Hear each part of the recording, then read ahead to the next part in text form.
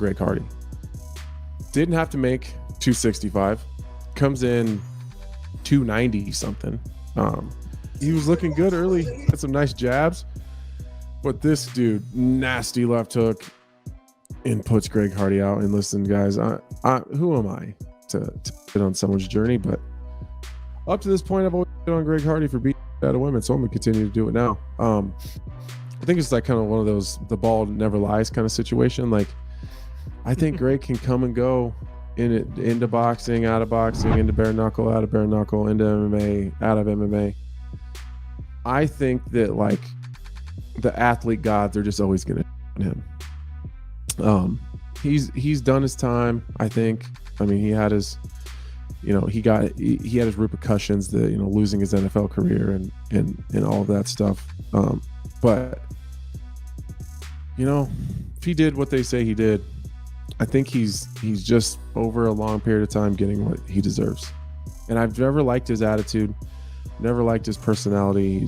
He just, if you're that kind of a guy coming into this sport with that kind of a reputation, I really a firm believer you better bow your head, you better say yes sir, no sir, be respectful to the people that came before you, and keep your mouth shut. Don't bring your inhaler into the octagon. Yeah, and just don't do stupid shit like that. You know what I mean? Like using an inhaler in the middle of a fight. He's just always has this attitude, and it's just real annoying. I can't stand him. I think he's getting what he deserves.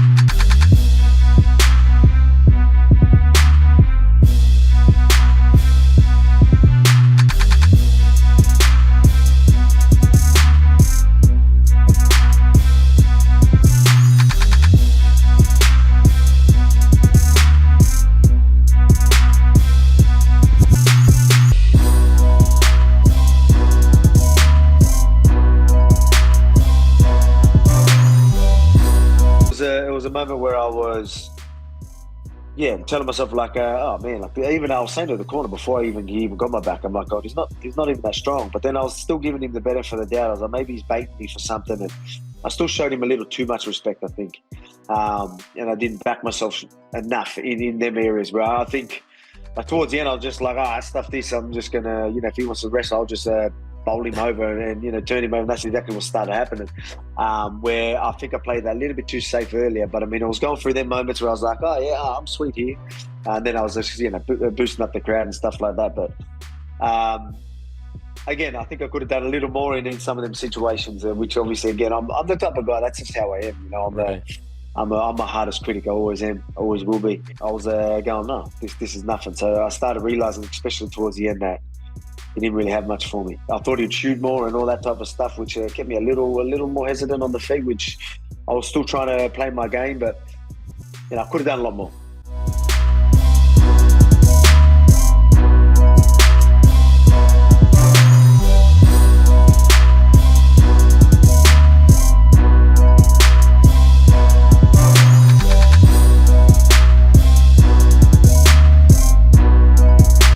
Erin Blanchfield, 23, so well-rounded. What she did to Jessica Andrade was awesome. I mean, I think I can't say enough. This amazing. Is the first girl in a while that we could say, hey, man, she could make this happen. There's a legit threat to Valentina Shevchenko. There's a legit. Saying a lot. I'm going to say there's a legit, and I think I do not, because Valentina, there's no holes in her game. She's very good striking, very good wrestling, very good jiu-jitsu. But Erin has an advantage in that in the jiu-jitsu, there's levels. I'm sure if they rolled, I'm going to say Erin's going to tap her. The way Erin uses her Brazilian jiu-jitsu in fighting is brilliant. She knows the way she distributes her weight, the way she, it's almost like just straight up old school. Now, I'm not saying it's old techniques, but just, I'm not saying she's not up on the latest techniques, but I'm saying take someone down, get a dominant position, and finish them. Yeah. I cannot say enough about this girl. She finished. I mean, look at the submission with what she did with the elbow up guillotine with was it Jay Aldridge, and then Molly McCann when she got that Kimura. She's not only showing beautiful jiu-jitsu, and now she just got the rear naked choke. She's showing a display of a wide array of skills in jiu-jitsu. I mean, there's an arm lock, there's a Kimura, there's an elbow up guillotine, and this is all with tiny little mistakes that their opponents are making. She's just looking, she's 5-0 in the UFC. I mean, it's just so awesome. I can't wait to see what's next.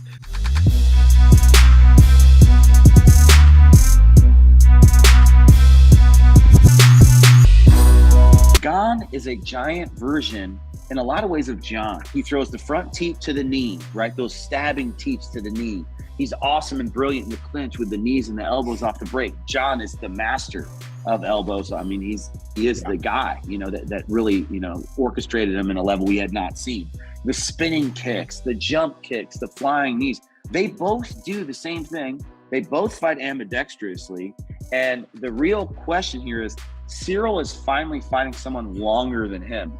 I think he's 81 or something like that. 6'5", 84, giant guy. Jon is 84 and a half. So Cyril doesn't have the length advantage that he usually enjoys in this matchup. Can he utilize the speed and the movement to get to Jon? And the big question is, can Jon, conversely, is he strong enough at heavyweight to manhandle a guy like Cyril? We haven't seen Jon in such a long time. We don't know what he looks like. We don't know what his strength level is, and we don't know what his ability to execute at that body size and that body mass is. So real interesting, real intriguing matchup. I can't wait to see it.